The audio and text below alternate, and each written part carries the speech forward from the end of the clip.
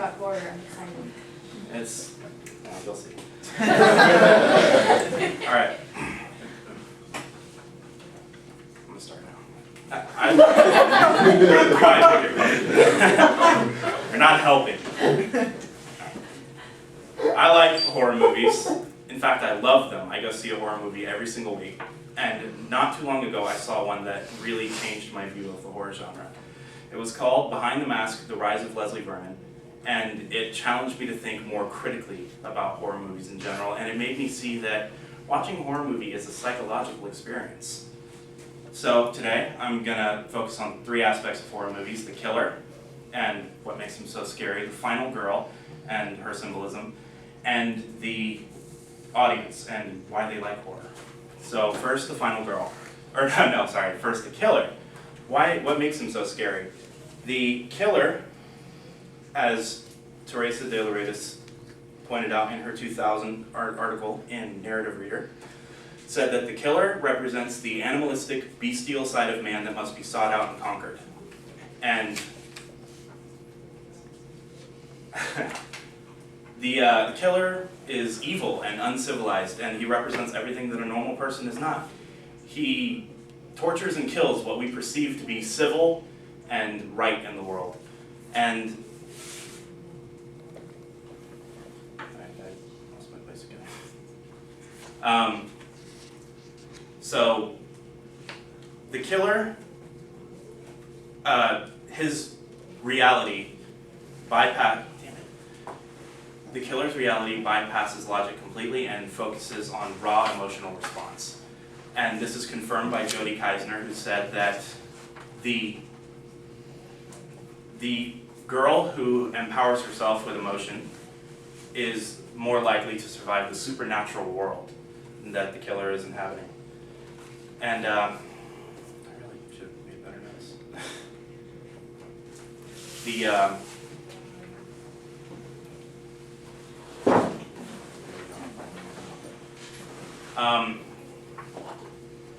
So, why do we fear the killer? It's because he represents the loss of control over reality, not the fear of death. And so, the killer represents the fear of losing control over reality. Let's move on to the final girl because I know more about that. Okay, the final girl is so named because she's the last thing that survives in a horror movie. She's the sole focus of the killer's rages, and she is usually virginal. She undergoes some transformation or a rebirth, and she empowers herself to defeat the psychopath. And her empowerment is usually visualized through use of some long weapon, usually an axe. This is an excellent example of the kind of weapon she would use. It's long, wooden, hard-handled, and it's a phallic image.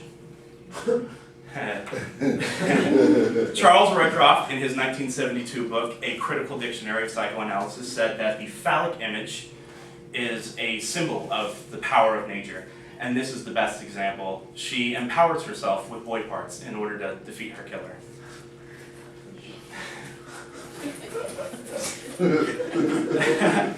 Now, yonic imagery is also very important. Yonic is the opposite of phallic, it's girl parts.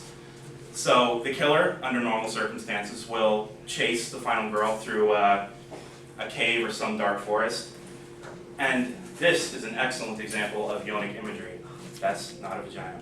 That is a painting by Georgia O'Keeffe called Ice Cave, and it reeks of yonic imagery.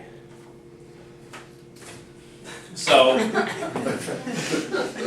now that we've discussed the final girl, her empowerment, and the importance of phallic and yonic imagery, let's focus on the audience. Why is the audience so attracted to horror? It's because they see themselves in the characters. Female audience members will often align themselves with the final girl and unite because of their fear of being victimized. Male audience members will often join up with the killer, not because they're evil or because he's evil, but because he's animalistic and masculine, and guys can identify with that. Now, aligning yourself with the character isn't the only thing a horror movie strive to do. Horror movies can lead to sex. Yeah, that's true. There was a study in media psychology in 2000 by Richard J. Harris, and he conducted a study of some 200 young adults and their recollections of seeing horror movies on a date. He found that 55% of women who saw a horror movie held onto their date for security, and 20% of men who saw a horror movie were sexually aroused. Now, this isn't, he didn't say whether this was due to nudity in the movie or due to their date's reactions, but he did speculate that watching a horror movie on a date could lead to increased chances of sexual intercourse after. So, why do we watch horror? It's because it's a safe place to work out social taboos about death, just like pornography reaches out for sexual taboos. And, hey, it's loaded with sex. So now I'll review my 3 main points. We talked about the killer and just what makes him so scary. We discussed the final girl and her symbolism.